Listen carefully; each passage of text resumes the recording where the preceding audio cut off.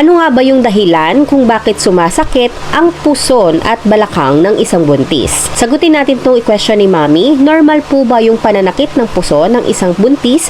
7 months na po yung tummy. So to answer the question, Mami, magbibigay po ako sa iyo ng 4 na rason kung bakit sumasakit ang iyong puson.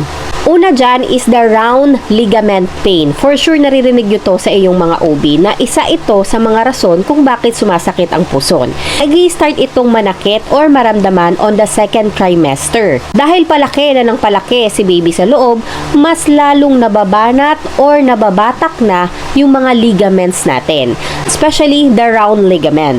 Pero don't worry po kasi ito ay normal lamang at mawawala rin.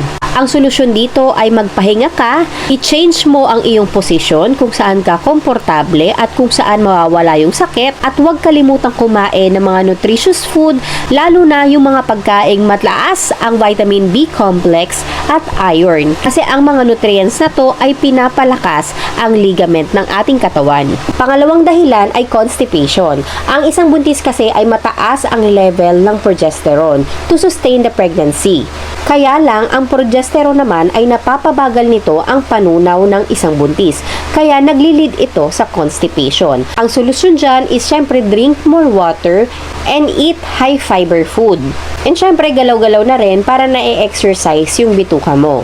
Pangatlong dahilan po is the growing fetus. Habang lumalaki ang fetus, lumalaki din ang matres. Kaya nagkakaroon ng pressure sa ibang organ. Pero ito ay normal lang at ito ay nawawala rin. Hindi naman talaga natin mapipigilan ang paglaki ng fetus. Kailangan lang kumain ka ng small frequent feeding kung kaya mo, kung applicable sa'yo, para hindi masyadong nabubloated yung tiyan mo. Pangalawa is mag-exercise ka. Syempre, depende pa rin sa sasabihin ng OB kung papayagan ka or hindi.